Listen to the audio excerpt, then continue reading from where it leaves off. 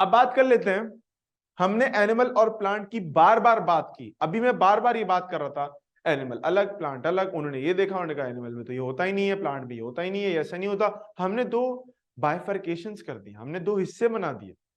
अब ये दो हिस्सों का मसला क्या है, जरा ये भी समझे। हमारे पास ये दो हिस्से थे इन दो हिस्सों में प्लांट्स और एनिमल्स में कुछ ऐसी चीजें देखी गई, उनको मुरत्तब कर लेते हैं, उनको लिख लेते हैं एक जगह पे, कि जिसके बिहाफ पे हम ये कहने पे मजबूर हो गए कि एनिमल्स और प्लांट्स एक दूसरे से अलग अलग स्पीसीज, ऑर्गेनिज्म, एंटिटीज हैं, और इनको एक ग्रुप में रखना बिल्कुल ही गलत है। क्या आप लोग मुझे हेल्प कर सकते हो इस चीज के अंदर? For example, I want to list down सम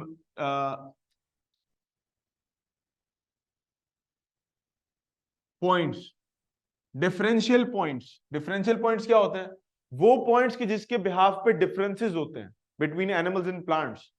अगर मैं वो डिफरेंशियल पॉइंट्स आपसे बोलूं कि यार मेरी हेल्प करो जरा उनको लिस्ट डाउन करने में, तो सबसे पहला पॉइंट क्या होगा? What comes in your mind that helps you to understand the major difference between a plant and an animal?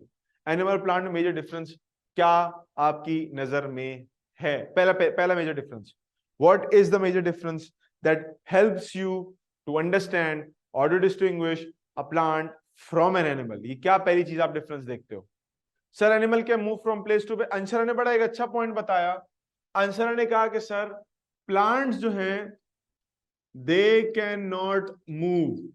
Move से मुराद यहाँ पर लोकोमोशन है, यानी थोड़ी बहुत तो आपके पास मुख्तलिफ किस्म की मूवमेंट्स होती है ना, जैसे रूट्स नीचे की तरफ मूव करती हैं, लीफ प्लांट्स ऊपर की तरफ मूव करते हैं जो शूट का पोर्शन है, तो ये तो मूवमेंट। लेकिन यहाँ मूवमेंट से मुराद लोकोमोशन है, ठीक है ना? लोकोमोशन से मुराद ली है आंसर ने भी। And animals can move. अब एनिमल मूव, मैं और आप एनिमल्स है, सोशल एनिमल्स है, बुरा मानने वाली बात ही नहीं है, ठीक है? तो हम मूव कर रहे हैं यहाँ से वहां ना, तो हम मूव कर सकते हैं, प्लांट्स मूव नहीं कर सकते। प्लांट अगर मूव करता हुआ दिख गया तो क्या करना है? आयतल कुर्सी पढ़नी है, वहां से निकल जाना है, क्योंकि प्लांट मूव कर रहा है तो प्लांट नहीं है, ये बात आपने याद रखनी है। तो प्लांट की मूवमेंट जो है वो इम्पॉसिबल है, plants do not move, they do not move, ठीक है? अच्छा, पहली चीज तो ये होगी। दूसरी बात के ऊपर आ जाते हैं। पहली चीज, प्लांट कैन नॉट मूव। दूसरा पॉइंट फातिमा ने बताया सर, और अंशरा ने उसमें एडिशन भी कर दी इस वक्त यहां पर, वो क्या है कि सर प्लांट जो है वो अपना फूड खुद प्रिपेयर करते हैं। एक वर्ड हम यूज करते हैं एज ऑटोट्रॉफ। ऑटोट्रॉफ का वर्ड यूज करते हैं प्लांट्स के लिए। Auto means self, ट्रॉफ means inducing, synthesising, यानी अपने आप कोई चीज बनाने वाले ऑर्गेनिज्म से प्लांट्स। एनिमल्स के लिए हम वर्ड यूज करेंगे हिटरो। हिटरो का मतलब होता है डिफरेंट। डिफरेंट डिफरेंट टाइप के फूड या feeding mechanisms plants animals use करते हैं। अब आपको आपको पता होगा कि हेटरोट्रॉफिक मोड ऑफ न्यूट्रिशन भी जो है ना वो दो तरीके की होती है, याद रख लीजिएगा, ये एक एडिशनल पार्ट है। एक होती है थ्रू इंजेशन और एक होती है through absorption. Ingestion absorption, ingestion absorption का मतलब क्या है?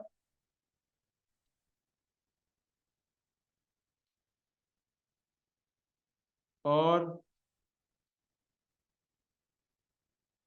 इंजेशन एंड एब्जॉर्प्शन, खाना इंजेस्ट कर लिया। इंजेस्ट का मतलब पता क्या होता है? किसी होल से फूड को एंटर करवाना अंदर। ये रहा मुंह, होल है, हाँ, खाना इससे अंदर जा रहा है, इंजेक्शन कहलाता है ये। बिल्ली, हम हो गए, कीड़े हो गए, इंसेक्ट्स वगैरह हो गए, अच्छा मछली हो गई, परिंदे हो गए, सबके पास एक अदद होल है जिसे खाना अंदर जा रहा है, इसको कहते हैं इंजेक्शन।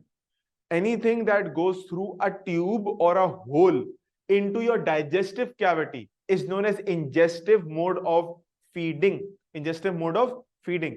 एब्जॉर्प्शन क्या होता है? हमारे पास कोई होल नहीं है, कोई ट्यूब नहीं है, कोई एंट्रेंस नहीं है कि हम खाने को अंदर ले सकें। अब क्या करेंगे? एंजाइम्स, चीजों को गलाने वाली मादनियात, गलाने वाली, खाने को गलाने वाली मादनियात आप अपनी बॉडी से बाहर रिलीज कर दें। क्यों भाई? अगर कोई होल नहीं है खाने को खाने के लिए, तो आप उस खाने को इस फॉर्म में कन्वर्ट कर दें कि वो आप जज्ब कर सकें, एब्जॉर्ब। तो एब्जॉर्ब कौन करता है? फंगस एब्जॉर्ब करता है। आपने एक चीज नोट की होगी, कभी फफूंदी जो है ग्रीन से कलर की डबल रोटी के ऊपर लग जाती है, मुझे नहीं पता आपने कभी देखी कि नहीं देखी। उसमें क्या होता है कि अब फफूंदी तो छोटी सी चीज है बिल्कुल, वो कैसे डाइजेस्ट, वो कैसे खाएगी इतनी बड़ी डबल रोटी को? तो वो क्या करते हैं, वो अपने अपने पास से डाइजेस्टिव एंजाइम्स, हाइड्रोलिटिक एंजाइम्स या खाने को गलाने वाले तेजाब, उर्दू में बात करूं मैडम, ये रिलीज कर देते हैं अपनी बॉडी से। अब बॉडी से बाहर तेजाब आ गया, यानी एसिड्स आ गए, जूसेस आ गए, वो क्या करेंगे, वो उस डबल रोटी को गलाना यानी उसको पिघलाना या उसको सिंपल फॉर्म में कन्वर्ट करना शुरू करेंगे। वो चीज जो हमारे स्टमक में जाके होती है, वो चीज फंजाई के बाहर ही हो जाती है। अब वो जो डबल रोटी थी वो पहले सॉलिड पीस था सैंडविच का, उस सैंडविच के सॉलिड पीस को हमने गला के जो है ना वो बिल्कुल ही मलीदा और कचूमर और बिल्कुल पानी बना दिया। अब क्या होगा, फंगस की ना जड़ों की तरह की एक्सटेंशन होती हैं, फैले हुए होते हैं, वो क्या करते हैं, उससे वो एब्जॉर्ब और चूसना शुरू कर देते हैं उस गले पे पूरे मलीदे को और क्या केमिकल पानी लाइक स्ट्रक्चर को, उसको वो एब्जॉर्ब करना शुरू कर देते हैं। अब देखो, डबल रोटी को बनाया नहीं था फंगस ने, डबल रोटी से अपनी खुराक को ले रहा है फंगस। चूंकि वो खुद फूड नहीं बना सकता तो इट्स नॉट ए ऑटोट्रॉफ, और चूंकि वो किसी दूसरे से फूड ले रहा है तो वो हेटरोट्रॉफ है। और हेटरोट्रॉफ भी कैसा, खाना मुंह के जरिए नहीं जा रहा, पिघला के जा रहा है, एब्जॉर्प्शन के जरिए आ रहा है। तो याद रखिएगा, हेटरोट्रॉफिक मोड ऑफ न्यूट्रिशन आमतौर पे दो तरीके के होते हैं, either we have like ingestion और एब्जॉर्प्शन ऐसे। ठीक है, ये याद रहेगा। आगे चलो, अब आ जाते हैं हम आगे वाली बात के ऊपर। ये तो हो गया ऑटोट्रॉफ एंड हेटरोट्रॉफ की वाली बात, कि ये ऑटोट्रॉफ हेटरोट्रॉफ है। दूसरी एक और चीज याद रखिएगा, और मजे की बात मैं आपको बताता हूं, अगर बाहर से कोई कह लो कि कोई स्टिम्युलस आए ना, what is a stimulus? Do anyone know anything about stimulus? The word stimulus, stimulus, stimulus के बारे में कोई कुछ जानता है? स्टिम्युलस क्या होता है? स्टिम्युलस भी इंपॉर्टेंट चीज है, हमारा पूरा सिस्टम स्टिम्युलस पे चलता है। स्टिम्युलेशन, ओके ना, व्हाट इज स्टिम्युलस और स्टिम्युलेशन क्या होते हैं ये? मतलब स्टिम्युलेशन क्या होता है? स्टिम्युलेशन जो है ना, स्टिम्युलेशन वो कहते हैं उकसाना, उकसाना किसी चीज को। मिसाल के तौर पे अभी देखो, मेरे पास ही मेरा हाथ है ना, ये ली मैंने अपनी चुटकी, और मैंने इसको यूं पकड़ा एंड देन ऐसे मैंने खींचा, मुझे तकलीफ हुई है, मुझे हुई है सच में तकलीफ, जोर से कर दिया मैंने थोड़ा ज्यादा। ये तकलीफ वाला मामला है ना, ये क्या थी? स्टिम्युलेशन। मेरी स्किन को एकदम से यूं हो गया, अरे ये क्या हुआ? आइए बात में, अरे ये लगा हुआ आपके पास बोर्ड, मिसाल के तौर खुदा ना ख्वास्ता इस पर करंट वरंट का आया था, ये इसका सॉकेट लगा, मैं उसमें एकदम से हाथ दे दूं ऐसे करके, क्या होगा? एकदम से झटका पड़ेगा। ये क्या था? ये स्टिम्युलेशन थी। This was something that triggered our response. कोई भी ऐसा चेंज या तो बाहर या बॉडी के अंदर, जिसके नतीजे में कोई चेंज आए आपके अंदर किसी भी, अब मैं खड़ा हुआ ना, अब मुझे कोई आवाज देता है, हमजा, मैं मुड़ के देखता हूँ, ये क्या था? ये स्टिमुलेशन थी। मतलब मैं अपनी अपनी अपनी पोजीशन पे एट रेस्ट खड़ा हूं, कोई मुझे आवाज देता है तो मैं एकदम से उसकी तरफ मुड़ता हूं। The change is known as response, और जिसने रिस्पॉन्स करवाया है, जिसकी वजह से रिस्पॉन्स आया, वो स्टिमुलस कहलाता है।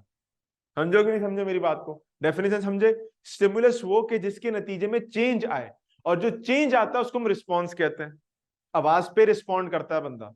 ठीक है, अब आपने मिसाल के तौर पे कानों में ईयरफोन लगाए हुए, कमरे में आप बैठे हो, गाने सुन रहे हो, हिल रहे हो, फिल्म देख रहे हो, कोई कर रहे हो, अम्मी वहां से आवाज दे रही है, बेटा अंशरा, बेटा फातिमा, बेटा बिहा, कहाँ है आप, कहाँ है बेटा, काम कर दो, कहाँ, सुनिए कानों में लगाए हुए ईयरफोन। फिर आपको क्या चीज स्टिमुलेट करेगी? क्या चीज स्टिमुलेट? वो चप्पल जोड़ता हुआ आएगा कमरे से छू करके, और वो पड़ेगा एकदम से, वो सारे आवाज बागता हो जाएंगे, क्या हुआ, कहाँ से आया एकदम से? वो रिस्पॉन्स है, वो जो आप एकदम से हड़बड़ाते उठते हैं, हाँ ये क्या हुआ, क्या हुआ? और इस रिस्पॉन्स के पीछे स्टिमुलस क्या था? वो चप्पल, जब आवाज नहीं सुन रहे थे पहले, अब वो चप्पल आपका जो है वो स्टिमुलस हो गया। तो स्टिमुलस और रिस्पॉन्स, ये दो टर्म्स ऐसे हैं कि ये तो एक तो वोकैबुलरी के टर्म्स हैं। देखो बायोलॉजी में सबसे अच्छी बात ये होती है कि आपने कुछ बहुत सारी टर्म्स ऐसी होती हैं जो आप आम जिंदगी में इस्तेमाल कर सकते हो अपनी वोकैबुलरी को अच्छे बना। अब ये स्टिमुलस है ना, तो आप ये कह सकते हो कि घर में झगड़ा हुआ ना भाइयों बहनों का आपस में, तो आप अम्मी पूछेंगे बेटा क्या किया आपने, कोई कौन था, तो आप बोलेंगे कि आई शाउटेड बिकॉज ही और शी स्टिम्युलेटेड मी। हो, ऐसा क्या जुमला कि घर वाले परेशान, हमने तो बायो पढ़ने भी जाता है, ये इंग्लिश पढ़ के कहां से आ गया। तो बायो के अंदर कई सारी वर्डिंग्स ऐसी होती हैं जो आप डेली लाइफ में फॉर योर वोकैबुलरी यूज कर सकते हैं।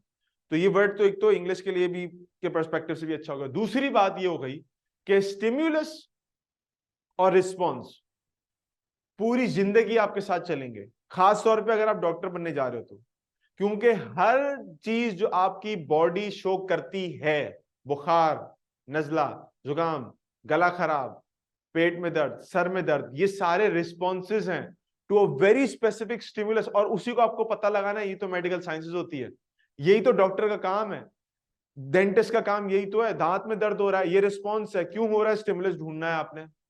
ठीक है, तो ये दो चीजें याद रहेंगी, साथ साथ चलती रहेंगी ना।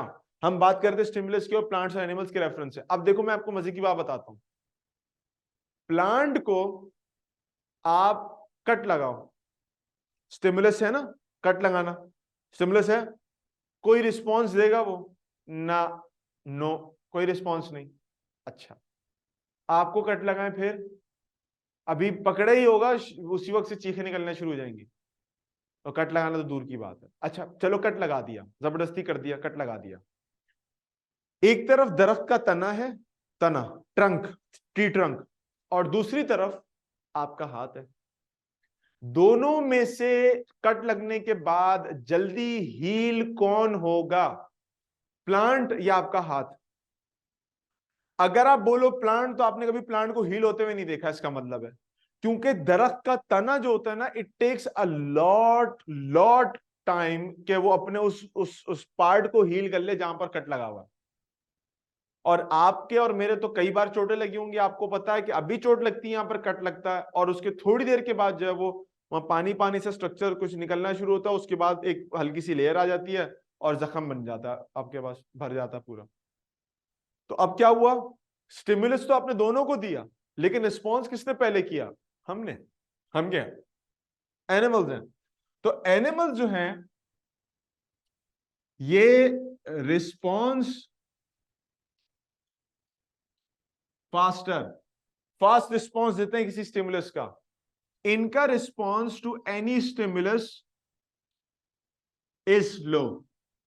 किसी भी स्टिमुलस के लिए जो रिस्पॉन्स होता है इनका, वो लो होता है, हल्का होता है, बहुत स्लो होता है। ठीक है, स्लो रिस्पॉन्स देते हैं आमतौर पे ये। इसके अलावा एक और चीज प्लांट्स और एनिमल्स में जो डिफरेंस क्रिएट करती है, और वो है, आपने शायद अभी नहीं पढ़ा होगा लेकिन हम बात करेंगे इसकी फिर कभी, cell wall present, cell wall absent. दो चीजें हो गई, दो सेल वॉल प्रेजेंट होगी और सेल वॉल एब्सेंट होगी। ओके, सेल वॉल क्या होती है, किसी को पता है कोई चीज? तो सेल के अंदर की वाली चीजों को प्रोटेक्ट करते हैं, यस, सेल के अंदर की चीजों को प्रोटेक्ट करते हैं, बिल्कुल ऐसा ही होता है। सेल वॉल बेसिकली क्या होती है, एक एडिशनल लेयर होती है सेल के बाहर, जो कि सेल को प्रोटेक्ट करती है, उसके अंदर की चीजों को प्रोटेक्ट करती है। आपका जो सेल होता है आमतौर पे, उसमें अगर पानी जरूरत से ज्यादा भर जाए, हमारा और आपका सेल, तो वो सेल फट जाएगा, क्यों, खत्म। इसकी छोटी सी एग्जांपल, नहीं आपने देखी नहीं होगी, रहने दो। अच्छा, दूसरी तरफ अगर प्लांट होता है ना, प्लांट सेल, उसको अगर पानी उसमें भर भी जाए तो वो फटता नहीं है। क्यों नहीं फटता? उसके बाद सेल वॉल होती है। सेल वॉल जो है वो प्रोटेक्ट भी करती है, किसी चीज को दाखिल होने से भी, और अंदर से प्रेशर बढ़ जाए उससे भी प्रोटेक्ट करती है। हम लोग इंशाल्लाह सेल का चैप्टर पढ़ेंगे तो उसमें हम बात करेंगे कि एक एक कंपोनेंट की, कि सेल के कंपोनेंट्स क्या क्या होते हैं। तो सेल वॉल एक लेयर होती है। सेल वॉल फंगस में होती है, एल्गी में होती है, काई में, बैक्टीरिया में होती है। बैक्टीरिया कोई से बैक्टीरिया आपके दिमाग में आ रहा हो, इकोला बैक्टीरिया, साल्मोनेला टाइफी, कोई भी बैक्टीरिया हो, और प्लांट्स में होती है। कौन बच गया? हम बच गए। एनिमल्स में सेल वॉल नहीं होती। अच्छा, सेल वॉल का एक फंक्शन ये भी होता है कि सेल वॉल जो है ना, आपको एक शेप देती है। क्योंकि अगर आपके सारे सेल ऐसे यूं पिचकू पिचकू से होंगे ना, तो आपका कोई खास शेप या स्ट्रक्चर नहीं बन पाएगा, क्योंकि पिचकू चीज पिचकू के ऊपर जमी होती चली जाएगी, तो वो कभी भी आपके पास ऊपर नीचे हो सकती है। मार्शमेलोज देखे आप लोगों ने? मार्शमेलोज कभी खाए हैं, कभी देखे? मार्शमेलोज जो होते हैं स्क्विशी स्क्विशी से होते हैं, खाने वाले, है ना, व्हाइट कलर के होते हैं। तो मार्शमेलोज की तरह का हमारा सेल होता है, या उससे भी नाजुक। अब मार्शमेलो को एक के ऊपर एक रखते चले जाओगे, तो एक वक्त आएगा कि वो स्क्विशी नेचर की वजह से कभी डिफॉर्म हो जाएंगे, उनका शेप चेंज हो जाएगा। अब प्लांट, दरख्त तो इतने ऊंचे ऊंचे खड़े हुए हैं, 100 फीट तक गए हुए हैं। आपके पास जो रेडवुड ट्री है कैलिफोर्निया में, सिकोया नेशनल पार्क में सिकोया ट्रीज जो लगे हुए हैं, वो तो 100 फुट तक जाते हैं। तो वो प्लांट अगर स्क्विशी सेल से बने हुए होते तो वो तो दब के खत्म हो जाने था, तो उनको कब तक? क्योंकि आप जितना ऊपर जाओगे ग्रेविटी तो खींचेगी ना आपको उतना नीचे, तो आप पिचकते पिचकते नीचे आ जाओगे। तो उस स्ट्रक्चर को मजबूती से खड़ा रखने के लिए हमें स्पेसिफिकली सेल वॉल की जरूरत पड़ती है। लेकिन सवाल आपका ये होगा कि सर जिराफ भी तो इतना बड़ा है, जिराफ जिराफ लंबी गर्दन वाला, तो उसके पास तो सेल वॉल है ही नहीं। अभी आपने कहा एनिमल्स के पास तो सेल वॉल होती नहीं है, तो फिर वो इतना लंबा कैसे खड़ा हुआ? वो स्क्विशी स्क्विशी सेल उसके चिपक नहीं जाते? किसी को पता है इसका जवाब? पहले मैं वाजे कर दूं अपनी बात को। देखो, सेल्स, अगर सेल वॉल नहीं होगी तो सेल को सपोर्ट नहीं मिलेगी। और सेल को सपोर्ट क्यों चाहिए? क्योंकि जब कोई बड़ा स्ट्रक्चर बनता है, जैसे दरख्त बन गया बहुत बड़ा सा, तो जो पिचकू से सेल्स हैं आपके पास, वो मजबूती से खड़े होंगे एक के ऊपर एक। ठीक है, अब वो जो मजबूती है ना, उसको कॉम्प्रोमाइज कर दिया जाता है एनिमल सेल में। कैसे? सेल वॉल ही नहीं है। तो फिर अगर सेल वॉल नहीं है तो एनिमल सेल कैसे खड़ा हुआ है एक के ऊपर एक? यानी एक एनिमल इतना बड़ा बन गया, जिराफ बन गया, दरख्तों से भी ऊंचा है, तो फिर वो कैसे खड़ा हुआ है अगर सेल वॉल से ही स्ट्रक्चर मिलता है? तो हमारे अंदर ऐसी क्या चीज है जो हमें स्ट्रक्चर देती है? तो उसका जवाब है बड़ा आसान सा, हमारे अंदर हड्डियां होती हैं, बोन्स। बोन्स क्या करती हैं? बोन्स आपको शेप देती हैं। अब आप खड़े हुए हो ना, तो आपको, आप सेल के ऊपर सेल करके नहीं खड़े हुए, बल्कि आपके आपके अंदर हड्डियां हैं जो आपको शेप दे रही हैं, आपको सपोर्ट कर रही है पूरे स्ट्रक्चर को। जिराफ के अंदर भी यही है। प्लांट्स के अंदर स्केलेटन नहीं है, ठीक, एलजी में स्केलेटन नहीं है, तो उनको सपोर्ट कर रहा है सेल वॉल। हमारे अंदर स्केलेटन है, हमें सेल वॉल की ऐसी जरूरत ही नहीं है। अच्छा, अब एक और चीज, एक और फर्क याद रखो, वो ये है कि हमारे पास, हमारी बॉडी, एनिमल्स के अंदर आमतौर पे ऑर्गन्स होते हैं for excretion, for conduction, for circulation. क्या कहा मैंने? We have organs for conduction, चीजों कंडक्ट करने के लिए, एक्सक्रीशन के लिए पूरा पूरा सिस्टम होता है, ठीक है। इसके अलावा सर्कुलेशन के लिए पूरा पूरा सिस्टम लगा हुआ होता है, ब्लड हमारा सर्कुलेशन का काम करता है। हमारे पास ऑर्गन है पूरे, और ऑर्गन से पूरे सिस्टम बने हुए हैं। किडनी है, कौन सा प्लांट है जिसमें किडनी होगी? कोई प्लांट है जिसमें किडनी होती है? नो, कोई ऐसा प्लांट नहीं है। और अगर कभी कोई प्लांट काटते हुए किडनी निकल आई, तो आपने क्या करना है? वही जो बात मैंने पहले बोली थी, आयतल कुर्सी पढ़ के वहां से जगह से आपने निकल जाना है, क्योंकि वो प्लांट नहीं है। प्लांट्स के अंदर कोई एक्सक्रीटरी सिस्टम नहीं है, प्लांट्स में कोई सर्कुलेटरी सिस्टम नहीं। अब ब्लड नहीं है प्लांट में, अब आपने किसी पौधे को कट के उससे खून निकलना शुरू हो गया, भागो भाई भागो। तो प्लांट्स में कोई सर्कुलेटरी सिस्टम नहीं है, हमारे पास है। प्लांट्स में एक्सक्रीटरी सिस्टम नहीं है, कोई यूरेटर नहीं है, कोई आपके पास किडनीज नहीं है, लिवर नहीं, कि लिवर का काम भी एक्सक्रीशन से रिलेटेड होता है, हमारे पास है। इस तरह से कंडक्शन का सिस्टम है।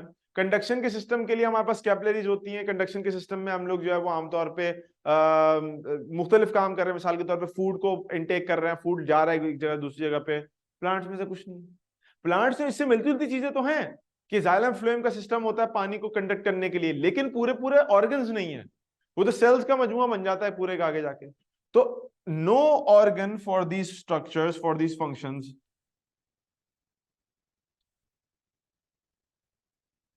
आपके पास ऑर्गन्स एज सच नहीं है। कंडक्शन कहते हैं आमतौर पे एक जगह से दूसरी जगह किसी चीज को लेके जाना। जैसे प्लांट्स कंडक्ट करते हैं पानी को और फूड को from one place to another. हमारी बॉडी में काम ब्लड कर रही होती है, या कर रहा होता है, कर रही नहीं, ब्लड ब्लड कर रहा होता है, ब्लड कर रहा होता है, ये काम ब्लड कर रहा होता है। ऑर्गन्स कर रहे होते हैं कंडक्ट करने का, कि यहाँ से चीज को उठा के लेके गया, दूसरी जगह लेके चले गया, उसको उसको उसको उसको जोड़ा, उसमें कुछ तब्दीलियां की, फिर आगे किसी और ऑर्गन को दे दिया।